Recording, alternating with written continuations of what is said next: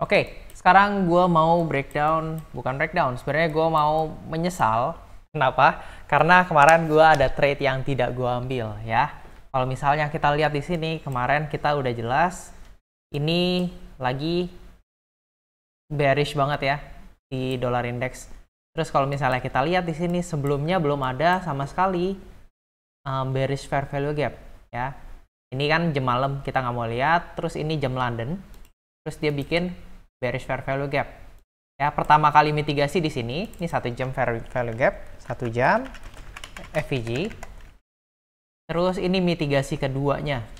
Coba kita lihat ya. Karena ini 1 jam, kita mau korelasi dengan 5 menit. Ya, kita coba lihat di sini. 1 jam masuk pertama kali di sini.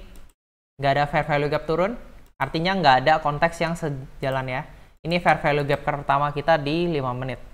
Ya, terus di sini ada fair value gap kedua kita. Di sini sebenarnya kita bisa entry nih. Bisa entry yang pertama di sini, kita SL untuk pair lain ya. Pokoknya yang di atas sini itu oke banget. Target bawah. Ini. Ya, ini entry kedua kita. Ini bisa di sini target. SL di sini aja ya, karena ini high-nya yang bisa bikin bearish fair value gap. Terus ini target sini juga sama. Ya, target sini.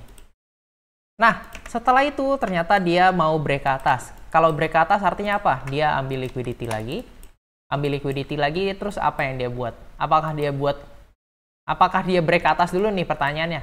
Dia break ke atas? Enggak ya. Dia masih di dalam daerah 1 jam fair value gap di sini nih. Walaupun dia udah break liquidity, ambil liquidity di sini high-nya. Terus di sini kita dapat 5 menit fair value gap. Ini berapa menit sebelum news? 20 menit sebelum news ya. 20 menit sebelum news, akhirnya dia bikin fair value gap 1, fair value gap 2, ini kita bisa entry banget ya. Sebenarnya ini kita bisa jelas banget kalau trade dengan arahan. Ya, ini yang gue nggak ambil. Kenapa? Karena gue sebenarnya masih jujur, masih takut trade news. Kenapa? Soalnya gue ngitungnya gambling, ngitungnya judi.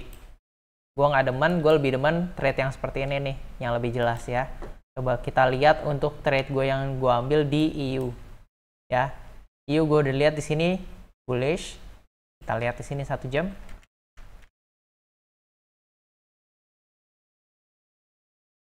Pergerakannya bullish. Sama seperti tadi dolar indeks ya. Tuh nih ampun dah. Bullish. Ini 1 jamnya. Kita udah masuk mitigasi pertama. Terus kita udah dapat 5 menit fair value gap. Di sini gue langsung ambil entry. Ya. Fair value gap pertama kita di mana? Di sini. Jadi di sini gue ambil entry. SL di bawah ini. Habis itu udah kita incer atas sini ya. Sebenarnya 2R harusnya dapat di sini. Tapi enggak, ternyata pas di sini gue juga sempat keluar. Kenapa gue keluar? Coba kita lihat di Discord ya. Kayaknya gue nggak sebutin alasan gue keluar, tapi lebih gampangnya kalau misalnya kita lihat di 1 menit. Tapi kita mau lihat dulu ya. Setelah ambil liquidity, apa yang terjadi di sini?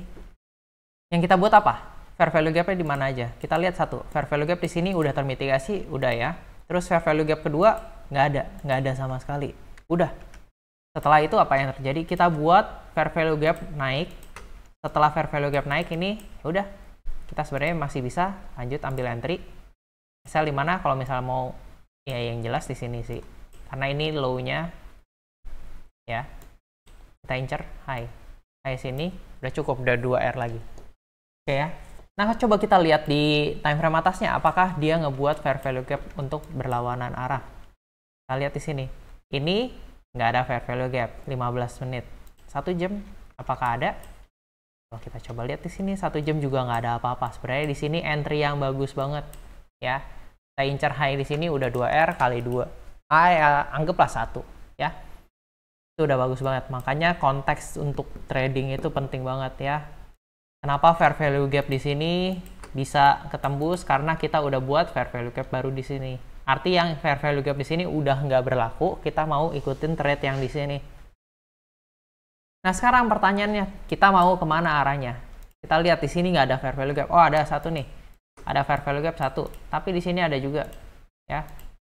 Jadi, antara kita tidak trade sama sekali, atau tunggu fair value gap yang jelas lagi.